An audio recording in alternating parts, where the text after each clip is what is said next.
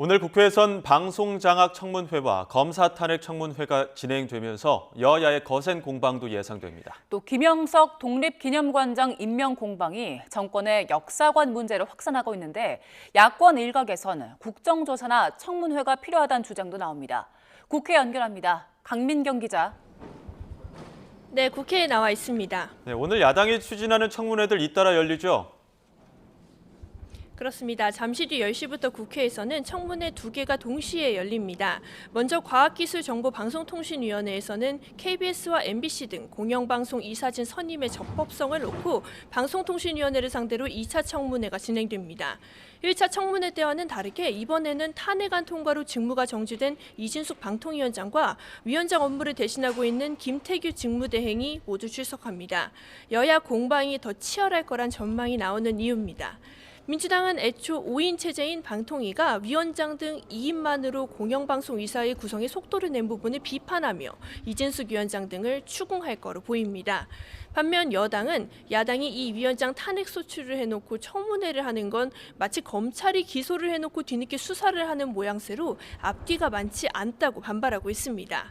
같은 시각 법사위에서는 김영철 서울 북부지검 차장검사를 대상으로 한 첫 검사 탄핵 청문회가 열립니다.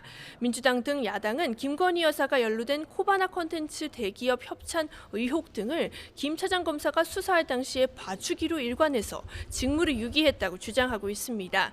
여당인 국민의힘은 야당의 잇따른 검사 탄핵 추진의 부당성을 강조하며 맞설 거로 보입니다.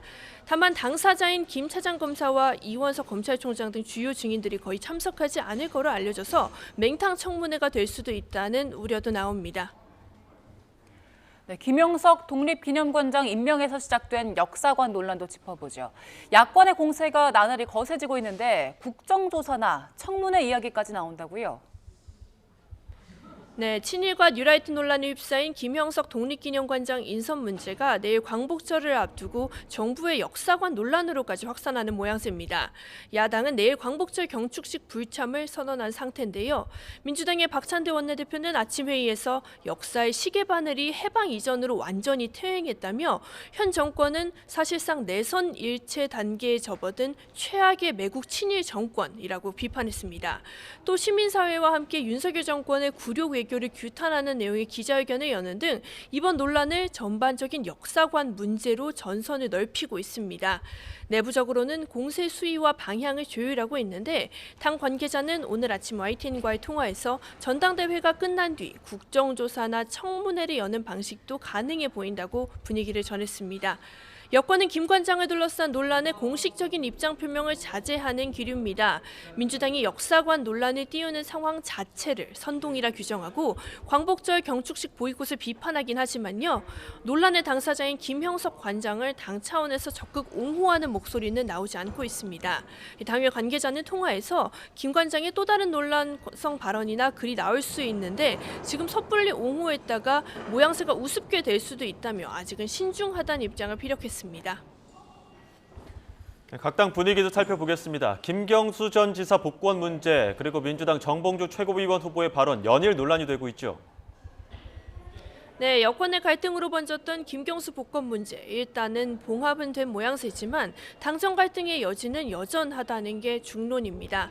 한동훈 대표가 윤석열 대통령의 사명권 행사를 인정하면서도 자신은 반대한다는 뜻을 내비쳤기 때문입니다.